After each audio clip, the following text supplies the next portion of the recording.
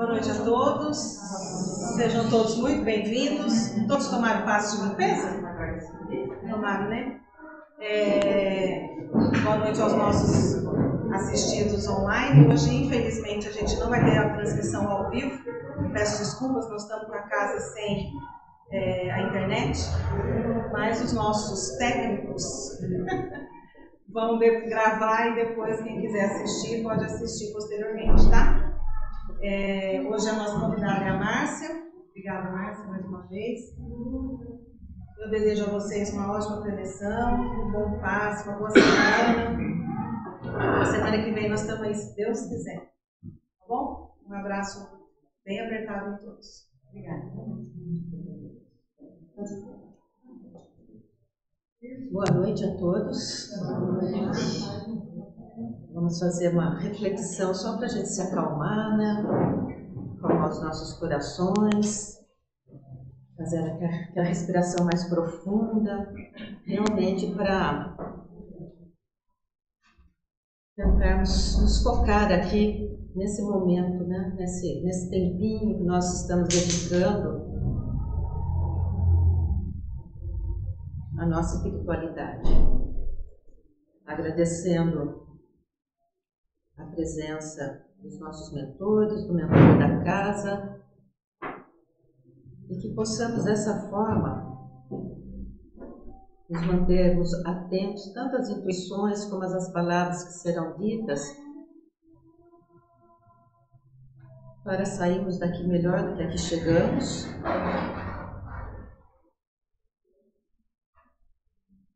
com mais alegria, com mais força de vontade, para continuarmos a nossa jornada.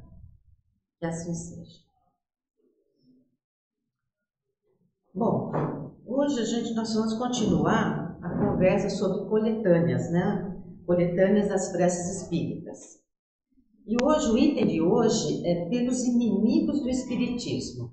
Interessante, né? Pelos inimigos do espiritismo. Então vamos tentar entender o que seria, né? Esses inimigos do espiritismo. Por que Kardec colocou aqui, né? Kardec sempre, obviamente, intuído pela espiritualidade. Por que será que eles teriam colocado aqui para fazer uma prece pelos inimigos do espiritismo, né? Quem será que seriam esses inimigos do espiritismo? E a gente vai trazer um pouquinho da história aqui, né? Mas a intenção é sempre trazendo para a nossa realidade, né? Para o nosso mundo, né? Para o nosso dia a dia, né? O que a gente pode trazer para agregar para nós. Então, além da história, que é interessante saber, é importante a gente saber, mas o que isso agrega, o que isso traz de positivo nessa minha caminhada, nessa minha jornada. E lógico que se está aqui é porque ela é importante, senão não estaria. Então, se a gente está lendo, está estudando, se foi escrito, é porque é importante. Então, quem será que seria, né? Bom, nós estamos lendo, estudando, estamos terminando, por sinal, né, o Evangelho segundo o Espiritismo. Nós sabemos que essa é uma obra, né, ela foi codificada por Allan Kardec. E foi codificada de que forma? Né? Através do quê? Da espiritualidade, Kardec escrevendo. E essa obra ela foi codificada, escrita em 1863. 1863.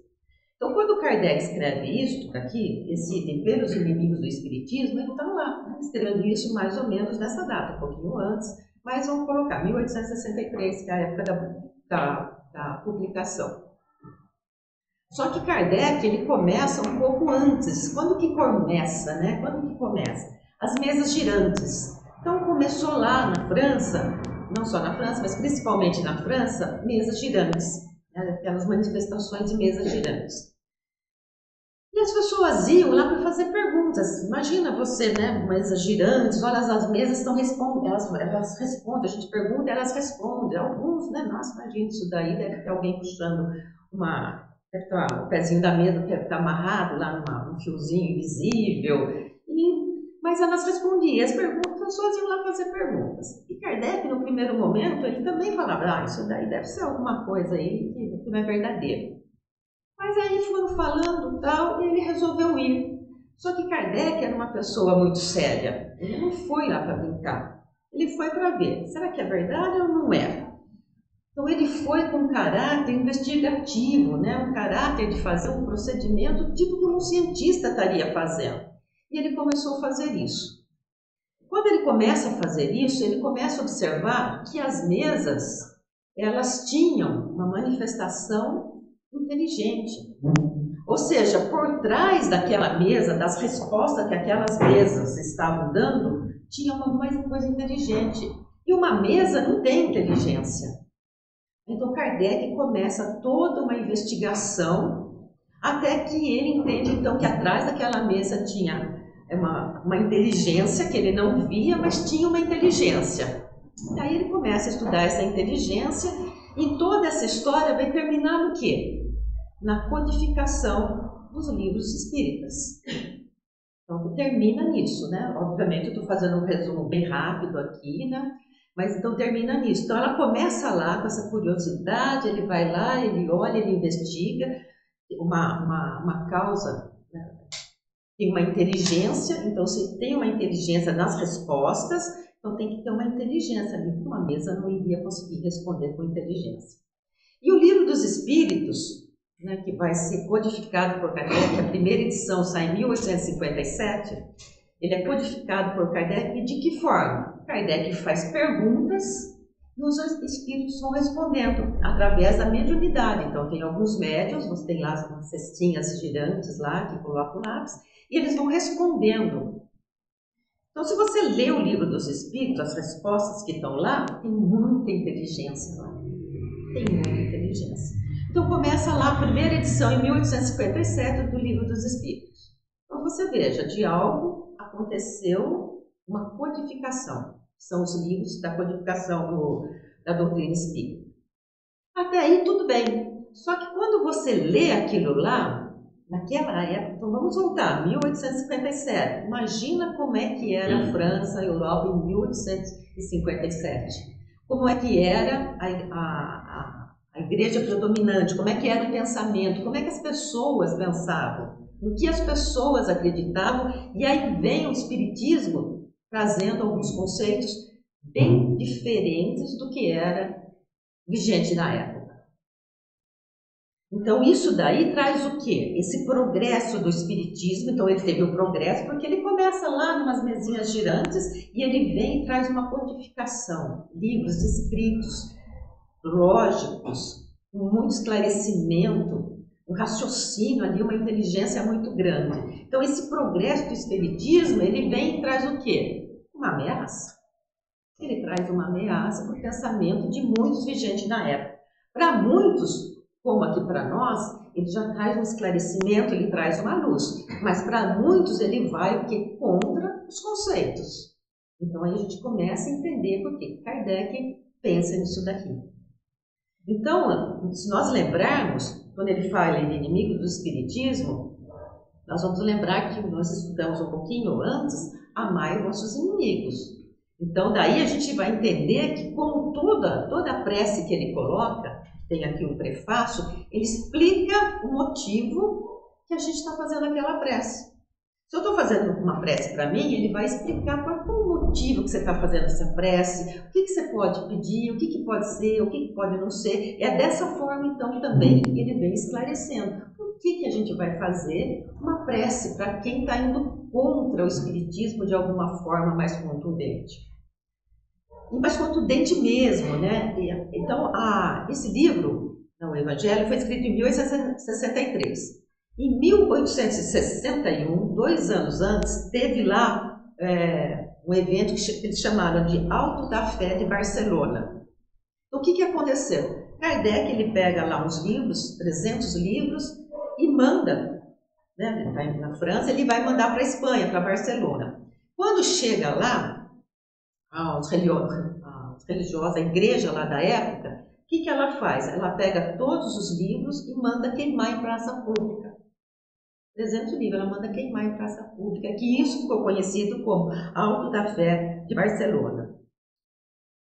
Só que isso daí, né, que a gente chamaria de um tiro pela culatra, por quê? Porque a hora que ele queima aqueles livros lá, demonstrando essa ameaça que está trazendo o espiritismo, a hora que eles queimam, muitos falaram assim, mas o que será que tem naqueles livros lá que eles estão queimando?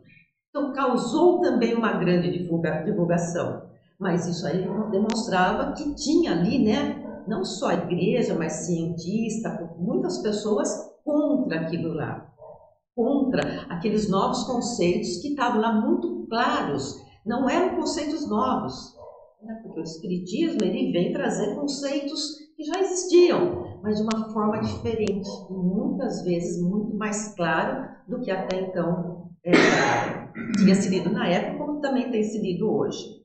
Então, o que ele vai falar aqui na explicação do qual o motivo? Ele diz assim: de todas as liberdades, a mais inviolável é a de pensar, que compreende também a liberdade de consciência.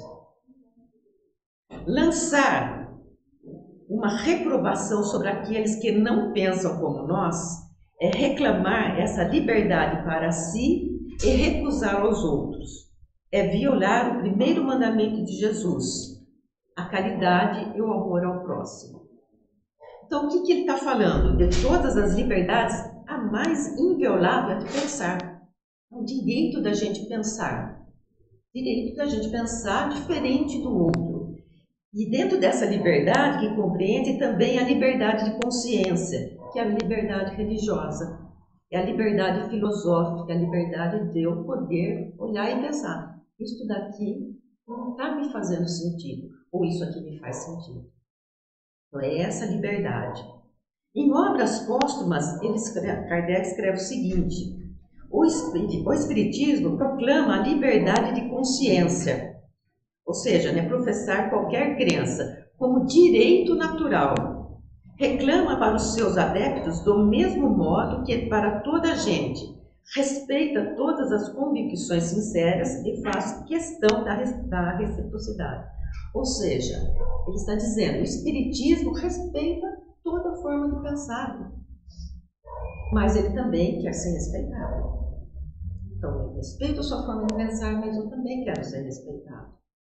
Só que esse respeito que ele busca É o respeito através de como? De mostrar entendimento do que está sendo colocado. Ele explica, né? Ele quer explicar. Não é, você não entende, não é assim para o que é. Eu vou tentar te explicar.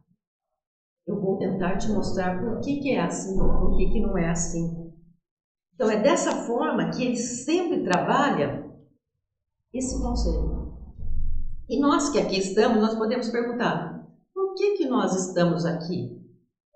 Por que eu escolhi o Espiritismo?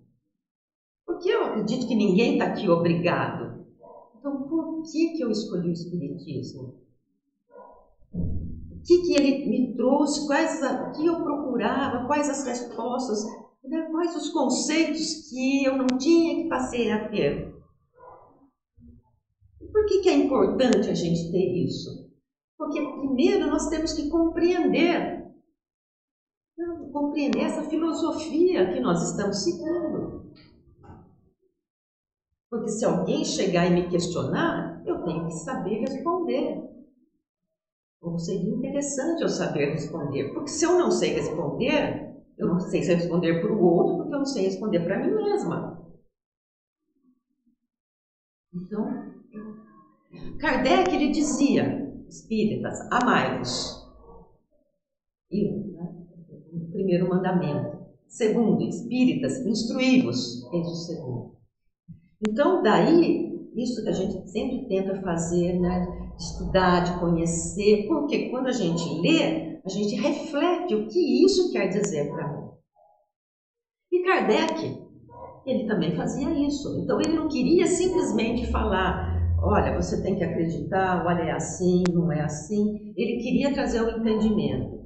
Então, uma das coisas que ele fez, ele era extremamente didático, né? Kardec extremamente didático. Ele escreveu um livro em 1859, que é esse livro aqui, ó, que é o Espiritismo. É um livro pequenininho, né? Bem pequeno, principalmente diante dos outros. O que é o Espiritismo? E Kardec, ele escreve esse livro exatamente para fazer um resumo, uma explicação do que é o Espiritismo. Inclusive, ele recomenda que a pessoa que resolver estudar o Espiritismo, ele recomenda que comece por esse livro. Normalmente a gente começa pelo Evangelho, né? Mas ele recomenda que seja por este livro.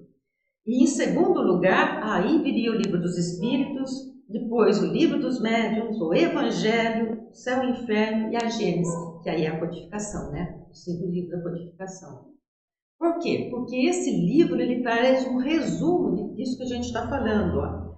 Esse livro, olha, é o resumo dos princípios da doutrina espírita e resposta das principais objeções que podem ser apresentadas. Porque quando a gente fala inimigo, significa o quê? Alguém que está contrapondo alguma ideia para nós. Então faz alguma objeção. Ele pensou nisso e ele escreveu. Então ele tentou ali, de uma certa forma, pensar em todos os temas e ele fazia perguntas e dava as respostas. Então, olha, esta obra refere-se às noções elementares do mundo invisível, pelas manifestações dos espíritos, e contém o resumo dos princípios da doutrina espírita e respostas às mais notórias objeções que podem ser apresentadas contra o espiritismo. Allan Kardec ressalta que o Espiritismo é, ao mesmo tempo, ciência experimental e doutrina filosófica. Como ciência prática, tem a sua essência nas relações que pode estabelecer com os espíritos. Como filosofia, compreende todas as consequências morais decorrentes dessas relações. Então, ele traz isso daqui. E aí, eu dei uma relida nesse livro daqui, porque tem tudo a ver com esse tema, né, dos inimigos do Espiritismo, para a gente estar relembrando, né, o que pode ter ido contra os conceitos da época. Né, quais os conceitos que pode ter ido. Então, primeiro, ele traz luz a velhos conceitos. Ali a hora que a pessoa... Hoje é assim. Imagina lá em 1863, quando o Evangelho foi escrito. Deus. Qual era o conceito, será que é de Deus na época? Então, o Espiritismo, ele fala, inteligência suprema, causa primeira de todas as coisas. Ele tira o quê? Aquela figura do bom velhinho que está ali cuidando da gente 24 horas, comeu essa balinha, não comeu, fica lá registrando no caderninho dele. Ele faz o quê? Existe o quê? As leis de Deus, que rege todo o universo. E nós teremos que obedecer às leis de Deus. Leis comuns a tudo, a todo mundo, não tem privilégios. Rei, rainha, vocês não têm um privilégio espiritual. Vocês hoje estão rei, rainha. Imagina, né? Um rei e uma rainha ouvindo isso. Alguém, né? Sabe aquela pessoa que fala assim, você sabe do que você está falando? Não, todo mundo nasceu lá do mesmo jeito, simples e ignorante, e hoje cada um está vivenciando necessidades que cada um tem para fazer o seu melhor possível. E a hora que desencarna, todo mundo é igual. Por quê? Porque vai levar o quê? Só as suas virtudes, os seus defeitos, sua condição moral. Você acha que muitos ouviram isso com alegria? Imortalidade, né? Então ele traz o conceito de imortalidade. Você tinha lá na época, como muitas vezes muitas pessoas ainda acreditam, um conceito de morreu. Aí você, dependendo da maneira que você foi, céu, inferno ou purgatório. Imagina o conceito forte que tinha que se você morresse, dependendo do que você tinha feito, era inferno. E do inferno você não sairia. O quão pesado que é esse conceito. E aí chega o Espiritismo e fala, não é isso. Você está nessa encarnação. Você tem as consequências do que você fez. Todo mundo, seja consequência boa ou ruim, todo mundo tem a responsabilidade de conviver com as consequências do que fez. Mas o que você tem que fazer? Fiz. E agora? Continua. Né? E Jesus falou para Maria Madalena, vai, não peque mais. Ou seja, segue, continua. Brilha a vossa luz, conceitos de Jesus. Então, o que veio trazer, né, toda essa doutrina, a filosofia espírita, os conceitos de Jesus, que estavam ali apagados. Quando que Jesus falou de pecado? Olha, se você fizer isso, pecado, não pode fazer. Não, ele nunca falou. Da onde que surgiu? Ele sempre tinha aquela lá, né? Acorda, Lázaro. Lembra? Acorda, Lázaro. Vamos, acorda, vai, continua, segue. É uma maneira de a gente interpretar, de a gente ver. Ajuda-te que eu te ajudarei.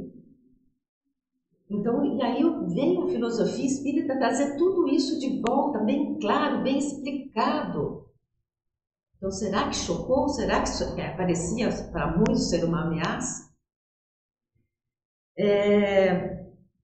Dores das perdas. Se eu tenho uma imortalidade, é lógico que dói, né? Pelo menos se você perder alguém, é lógico que dói. Você quer dar a pessoa que você ama ali do lado.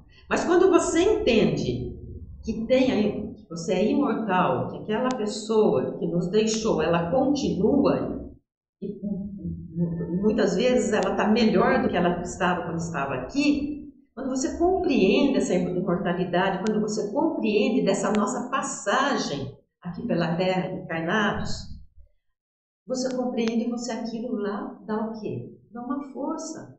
Inclusive para você não ficar pesando para aquela pessoa que desencarnou, né? Aquela pessoa lá, ela desencarnou.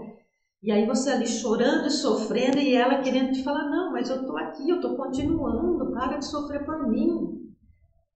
É por isso, né? É um desses motivos. Então, quando você compreende essa imortalidade, que naquela época não era, morreu. Vai ficar esperando lá, né, até ressuscitar. Outra coisa, né, que traz, então, que a gente falou, né, o espiritismo, a filosofia, ela tem muito o que? A lei do progresso. Como que é? Todos nós vivemos dentro das leis de Deus, e todos nós começamos, há muito tempo atrás, simples e ignorantes. Uma mebinha. E aí a gente está vindo, né, de evolução, lei do progresso, e chegamos a ser o que somos hoje. E vamos continuar, né, nos melhorando. Hoje, assim, o modelo e guia citado aqui no Livro dos Espíritos é Jesus. Está longe de nós, sim, mas esse é o nosso modelo para nós sabermos que nós podemos e um dia vamos chegar até lá. Então, nós começamos lá simples e ignorantes. Então, no momento ali nosso. Mas e Adão e Eva? E Adão e Eva? Então, o que ele traz é diferente do que era ensinado.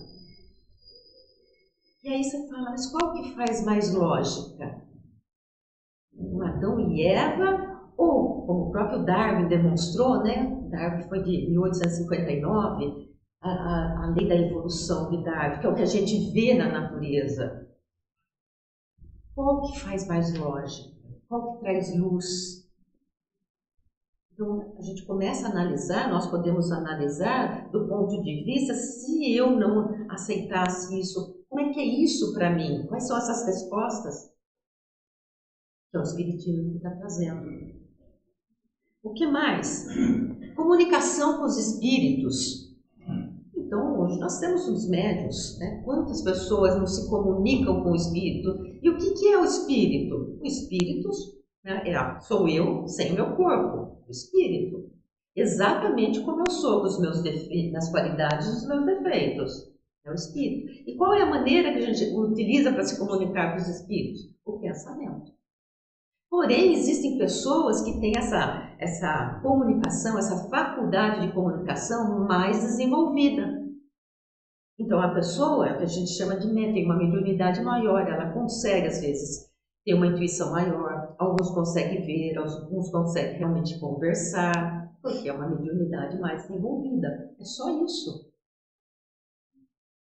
Mas quantos médiuns da época não foram para a fogueira? Quantos não foram para hospitais psiquiátricos porque ninguém entendia que eram médiuns? E aí vem a doutrina e explica, não tem nada demais, é só essa comunicação com os espíritos. É só isso. A pessoa tem diferença. Ok, ela tem que educar a mediunidade dela, para que ela, né, ela que é dona do corpo dela, do espírito dela, das vontades dela, não pode um espírito vir aqui, mas isso é uma outra. Mas a mediunidade é só isso. Bem diferente do que muitos pensavam na época. Então ela traz essa lei do progresso e ela traz os ensinamentos novamente de Jesus, que é o Evangelho, que está ali no Evangelho, que são todas as vivências morais de Jesus, que ele vem explicar de uma outra forma. Tipo assim, olha, acho que talvez vocês não tenham entendido, né? Na época ainda não tinha passado os 2000 anos, mas uma arredondada, em 1857, por lá. Vocês não entenderam muito, eu vou fazer diferente. Eu vou escrever de novo, eu vou explicar para vocês, que é o Evangelho. Você pega o Evangelho, você vai ler, você lê lá uma passagem de Jesus, e aí vem a explicação. Às vezes é dada por algum espírito, que vai estar lá escrito, né? E muitas vezes é o próprio Kardec que vai estar lá explicando. Uma forma para a gente entender. Porque Jesus já sabia, né, que a gente teria essa dificuldade pelo tanto da nossa evolução. Então ele sabia que tinha, mas ele sabia da necessidade que nós tínhamos e continuaremos tendo por muito tempo, de entender a doutrina, o ensinamento dele, que é o que o Espiritismo quer, que é somente o que é a nossa evolução moral. Coincidentemente hoje, estava voltando do almoço com uma amiga, e eu perguntei para ela, né? Eu nunca tinha perguntado para ela. Eu falei, você é católica? Ela falou, não sou muito praticante, né? Então, aí ela me falou, engraçado, tem uma amiga que ela era... só fazendo parênteses, quando eu falo catolicismo, em nenhum momento estou falando mal. O que eu quero dizer é que muitas vezes a gente está, não importa qual local, aquele local que nós estamos indo, a gente começa a não ter mais as respostas que a gente está procurando. Então a gente está indo lá e de repente aquilo lá não está mais respondendo para nós o que a gente gostaria de saber, não está mais esclarecendo, não está mais nos ajudando na nossa jornada, a gente está com vários questionamentos. E a gente então às vezes começa a procurar outros locais. Então desse ponto de vista, o que aconteceu comigo, então aquilo lá não está mais respondendo, eu não consigo entender certas coisas que tem lá, não tem a resposta. E aí você vai num outro local, que no caso foi uma casa espírita, e ela traz a luz para aquela sua falta de entendimento. Ela fala, nossa, mas era isso. Ela te norteia, ela te direciona e você, né, continua a jornada. Com tudo isso que a gente está falando, né, do que é Deus, do que é imortalidade, reencarnação, faz sentido para a gente. E ela falou isso, ela falou que essa amiga dela, né, ela era uma frequentadora de uma igreja católica, e ela não sabe bem o motivo, ela foi conhecer uma casa espírita, não essa, foi alguma outra, e ela se sentiu acolhida, as respostas, e ela passou aí. E essa amiga disse para ela assim, é engraçado, não pede nada, não fala nada, a única coisa que eles querem é que a gente melhore, só isso que falam, para a gente melhorar, para a gente melhorar. Então é isso, o grande resumo é esse, é a nossa melhora. E aí traz todas as ferramentas para nós melhorarmos, para nós prosseguirmos. Falando, né, explicando que muitas vezes a gente não vai conseguir melhorar tudo que a gente gostaria nessa encarnação. Isso às vezes tira um peso das nossas costas. Porque a gente às vezes tem, né, a noção, a ideia, eu queria já melhorar tudo isso, mas eu não consigo. Calma, vamos melhorando de acordo com o que você consegue. Você vai ter outras oportunidades. A gente está no esforço, então a gente tem que ser grato por todas as nossas melhorias e também, muitos de nós, tirar o peso, né? De falar assim, nossa, mas eu não consigo. Você vai conseguir. Alguns são mais rápidos, outros menos rápidos, cada um no seu tempo, cada um no seu passo, mas a gente vai melhorando. Porque a gente tem a crença no futuro. Nós sabemos que a gente conseguiu fazer aqui, não consegui, vou desencarnar, vou ficar lá um tempo no mundo espiritual, vou estar melhorando, volto e vou estar em constante aprendizado. Esse constante desenvolvimento. Então, são esses os conceitos novos que veio trazer, que obviamente entrou em confronto com conceitos existentes da época. E que muitas vezes a gente acaba tendo ainda hoje, né, um entendimento errado, né, do espiritismo. Então, como diz aqui nesse livro interessante que ele fala assim, não é o kardecismo. Kardec não trouxe kardecismo, Kardec trouxe o quê? Espiritismo, que é a doutrina dos espíritos. Kardec fez uma parte importantíssima, que ele foi o codificador. Sem Kardec a gente não ia ter, mas é a doutrina dos espíritos, é o espiritismo. E essa doutrina que a gente tenta aprender, compreender, por quê? Porque é ferramenta para a nossa melhoria. Então, quando eu vou compreendendo isso, eu vou achando caminhos para a minha melhoria. E uma outra coisa que é bem interessante, quando aqui nesse livro ele vai ponderando, porque aqui tem 3 diálogos, né? Tem 3 diálogos. Um é com um crítico, outro é com um cético e outro é com um sacerdote. Ele molda aqui 3 diálogos, perguntas e respostas. Então ele vai imaginando e vai respondendo. E uma das perguntas, e aí ele vai responder o seguinte, que a igreja ela falava assim, fora da igreja não há salvação. Era isso, fora da igreja não há salvação. E ele não veio falar assim, fora do espiritismo não há salvação. Ele fala o quê? Que é independente, porque e quando ele configura os espíritos, não tinha religião. Era doutrina filosófica e científica. Ele fala o seguinte, fora da caridade não há salvação. Portanto, independe da pessoa ser X, Y, Z. É fora da caridade não há salvação, o que era muito diferente na época. Porque aí você prendia, né, naquele conceito ali, fora da caridade. Você pode ser ateu, materialista, pode ser, mas a pessoa é caridosa, é bondosa, fora da caridade não há salvação. Eu lembro que a intenção era essa mesmo, né? Passava a foto de um rapaz todo tatuado, né? Cabelão, barbona, tal, aquele primeiro olhar que às vezes a gente, um olhar preconceituoso, você olha e você fala, pô, de moto, sabe? E aí depois mostra a continuação. E ele é um daqueles voluntários que vai lá na Etiópia ajudar aquelas crianças carentes. E aí você fala, Importa a religião que ele professa, importa se ele é alto, se ele é baixo, se ele é gordo, se ele é magro, fora da caridade não há salvação. Então, esse conceito todo que vem sendo trazido aqui pelo Espiritismo. Então, dentro dessa nossa liberdade de consciência, nós estamos com o privilégio de escolhermos qual a religião, qual a filosofia que nós queremos seguir. Mas, no entanto, a gente fala assim, eu sigo, e eu estou conseguindo entender o quanto dela eu estou conseguindo aproveitar no meu dia a dia. Eu não consigo aproveitar muito, mas eu já estou conseguindo um pouquinho, já está legal, já é importante.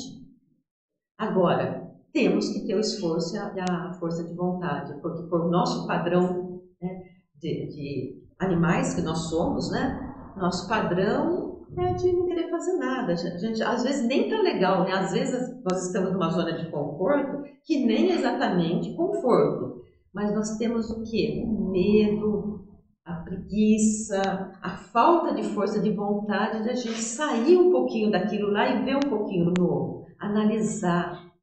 Gente, hoje nós estamos muito com aquele pensamento pronto, mas a gente pensa, e eu? O que eu penso disso? Não tem importância nenhuma eu ir contra. Não tem importância eu ler e falar assim, nossa, mas isso aqui não tá, quero que aquela pessoa fazer a minha análise crítica. Vou ler um outro livro para eu ponderar que aquilo lá não fez sentido. É assim que nós nos desenvolvemos. É assim que a gente vai o quê? Aumentando o nosso cabedal de conhecimento e podendo fazer escolhas. Porque uma das qualidades que só é dada a nós é o livre-arbítrio. É o livre-arbítrio. Então, o que eu estou fazendo com o meu livre-arbítrio? Então, hoje eu posso olhar aqui e eu falar assim, vou tentar, se eu sofri algo que eu poderia dizer de alguém que foi contra o Espiritismo, porque eu estava falando e não terminei. Hoje, ainda nos dias de hoje, a gente sofre sim. Muitas pessoas não podem nem falar que são espíritas. Vai numa escola, se falar, vai ter algum tipo de retaliaçãozinha. Melhorou muito, é verdade, melhorou muito. Outros falar, vai falar, está com o diabo no corpo, porque não compreende e não sabe. E o que nós podemos fazer perante essas pessoas? Nada, não temos que fazer nada. Nós só temos o quê? Que continuar no nosso entendimento, fazendo o melhor de nós, para nós mesmo possível, porque se nós conseguirmos nos melhorarmos, com certeza nós vamos melhorar o nosso entorno. É um esforço? É verdade, é um esforço. Mas nós melhoramos e que tentamos um pouquinho de cada um ser exemplo. Um exemplo de melhoria, a gente vai cair, vai errar, vai repensar, vai levantar. Tem coisas que a gente não está percebendo, nós fazemos errado e vamos continuar fazendo até a gente perceber que não é assim a melhor forma de agir, de ser. Vai existir um momento que vai perceber e vai falar, nossa, e aí nós vamos estar continuando, né? Continuando a nossa caminhada, a nossa jornada. É assim. E é isso que o Espiritismo vem trazer. E é essa ameaça que foi sentida na época.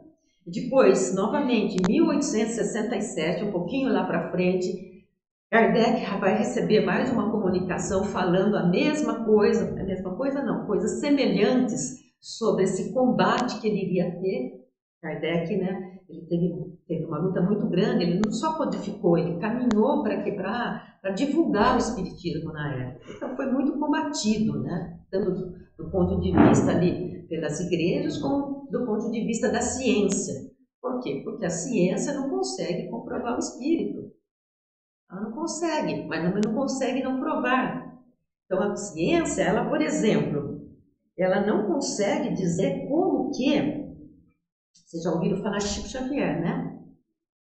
Então ela não consegue explicar por que uma pessoa, um homem, conseguiu escrever, psicografado, 450 livros, um diferente do outro. Gente, se você está escrevendo da mesmo romance, daquele mesmo estilo, ok.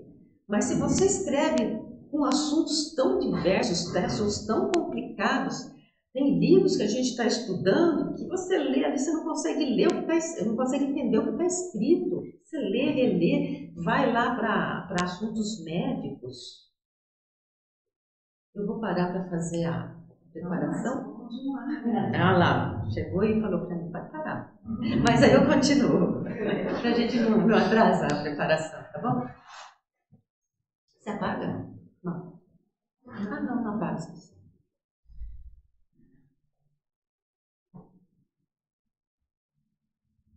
Mestre Jesus, mentores, nossos mentores, obrigada pela presença de todos em nossas vidas, no nosso dia a dia, que possamos, em momentos de alegria ou em momentos de tristeza, levarmos o nosso pensamento em oração, em prece, para podermos comunicarmos com vocês e dessa forma podendo usufruir de suas intuições e seus conhecimentos. Possamos nessa nossa jornada ir abrindo caminhos para uma edificação melhor nossa, de nossas famílias, de nossa sociedade. Que possamos envolver nossos familiares, nossos amigos, em pensamentos de carinho, de força, de alívios, de esperança, de fé. E que dessa forma a vida de cada um possa se tornar mais leve, mais feliz. Que assim seja.